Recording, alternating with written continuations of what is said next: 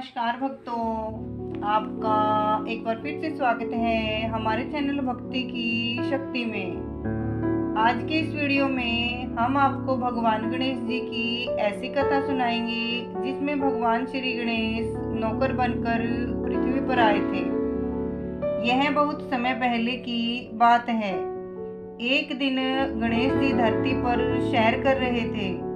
सैर करते करते वह एक अनाज के खेत में पहुंच गए और भूख लगने के कारण उन्होंने उस खेत में से 12 अनाज के दाने तोड़कर खा लिए। वह खेत सेठ धनीराम जी का था।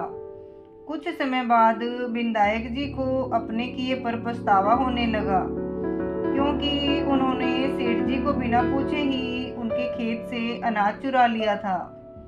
फिर गणेश जी ने सोचा कि अपने किए बुरे कर्म का प्रायश्चित तो करना ही पड़ेगा।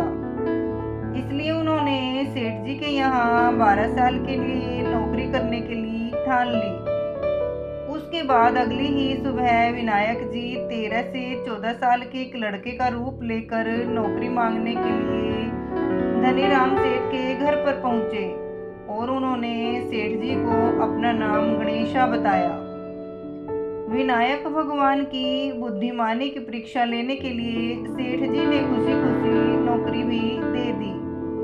अब गणेश भगवान एक सामान्य मनुष्य के रूप में सेठ जी के ही घर पर रहने लगे।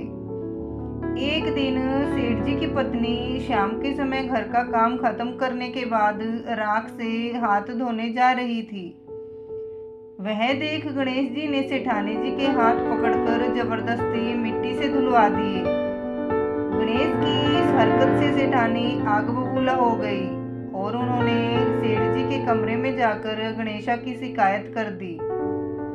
सब कुछ सुनने के बाद सेठ धनीराम ने गणेशा को बुलाया और इस हरकत का कारण पूछा। गणेश जी बोले कि सेठानी शाम के समय राख से हाथ धो रही थी और ऐसा करने से घर की लक्ष्मी नाराज होकर चली जाती है, इसलिए मैंने उनके हाथ मिट्टी से धुलवाए। इससे घर पर माता लक्ष्मी की कृपा बनी रहती है। यह सुनकर सेठ जी ने सोचा, गणेशा की सोच तो बड़ी अच्छी है। उसके कुछ दिन बाद कुंभ मेले का शुभ अवसर आया। सेठ जी ने गणेशा को बुलाया और कहा, सेठानी जी को कुंभ के मेले में स्नान करा लाओ। अब सेठानी और गणेशा स्नान के लिए मेले में पहुंचे। वहां पहुंचने के बाद सेठानी नदी के किनारे बैठकर नहाने लगी। उन्हें ऐसा करते देख गणेशा दौड़कर आए और सेठानी जी के दोनों हाथ पकड़कर उन्हें नदी के अंदर लेकर गए। उनसे पानी में डुबकी लगवाई और फिर किनारे पर ले आए। अब गणेशा की इस हरकत से तो सेठानी का गुस्सा 7वें आसमान पर पहुंच गया। सेठानी जी घर आते आते पूरे रास्ते गणेशा को ताने पर ताने मार रही थी, लेकिन गणेश भगवान सब कुछ शांति से सुन रहे थे। घर आते ही सेठानी ने सेठ जी के पास फिर से गणेशा की शिकायत कर दी। सेठ जी ने तुरंत ही गणेशा को बुलाया और पूछा, तुमने ऐसा क्यों किया? गणेश जी बोले, सेठ जी, सेठानी नदी के किनारे बैठकर गंदे से पानी में नहा रही थी तो मैंने उन्हें नदी में ले जाकर साफ पानी में डुबकी लगवाई। ऐसा करने से उन्हें अगले जन्म में बहुत बड़ा राजपाट और वैभव मिलेगा। सेठ जी ने सोचा कि गणेशा के विचार कितने अच्छे हैं, मेरे परिवार का भला सोचता है। कुछ दिन बाद सेठ जी के घर पर पूजा थी। पंडित जी के आने के बाद सेठ जी ने गणेशा से कहा, जाओ और सेठानी जी को बुलाकर लाओ। सेठ जी की आज्ञा अनुसार गणेश जी सेठानी को बुलवाने गए। उस वक्त सेठानी काली चुनरी ओढ़कर कमरे से बाहर आ रही थी। यह देखते ही विनायक जी ने वह काली चुनरी उतार कर फाड़ दी और कहा कि पूजा के लिए लाल चुनरी की ओढ़ कर आए। अब सेठानी बहुत ज्यादा नाराज हो गई और गणेशा पर चिल्लाने लगी। आवाज सुनकर सेठ जी वहां पर भागते हुए आए और पूछा कि क्या हुआ।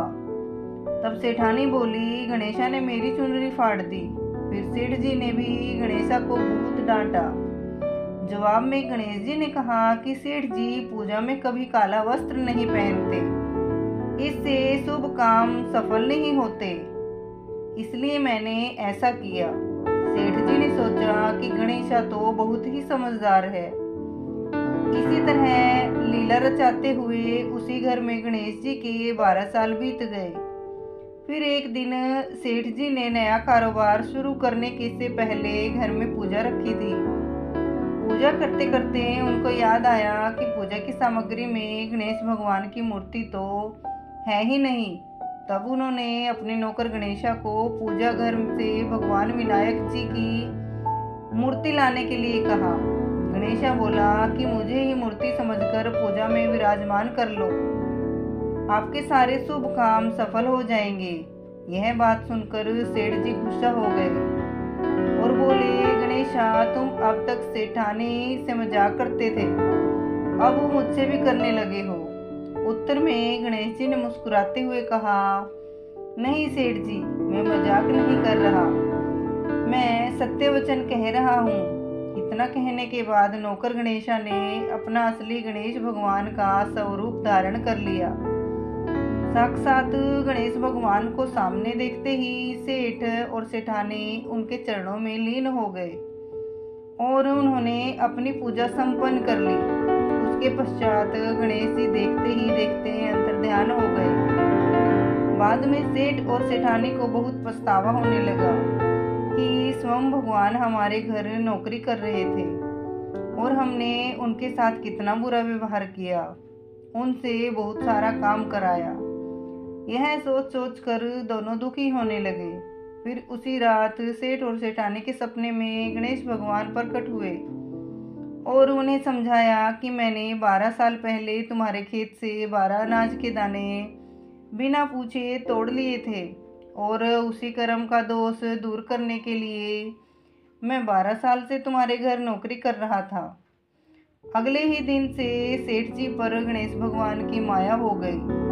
उनका व्यापार दिन दुगना और रात चौगुनी तरक्की करने लगा। धनीराम सेठ जी के जीवन की काया पलट हो गई। हे गणेश जी, जैसी माया आपने धनीराम सेठ जी पर की, वैसी ही माया इस कहानी को पढ़ने वाले और सुनने वाले हर एक व्यक्ति पर करना। कथा अधूरी हो तो इसे पूरी करना और अगर हमसे कोई गलती हो गई हो तो हमें क्षमा करना। इस कहानी को गणेश जी के व्रत के बाद और अन्य किसी व्रत के बाद पढ़ना शुभ माना जाता है। बोलिए गणेश भगवान की जय हो। तो भक्तों, आपको ये कहानी कैसी लगी? अगर आपको ये कहानी पसंद आए तो प्लीज़ हमारे चैनल को सब्सक्राइब करें और वीडियो को लाइक और शेयर ज़रूर करें। धन्यवाद। राधे राधे। जय श्री कृष्णा। बोलिए गणेश भगवान की जय हो।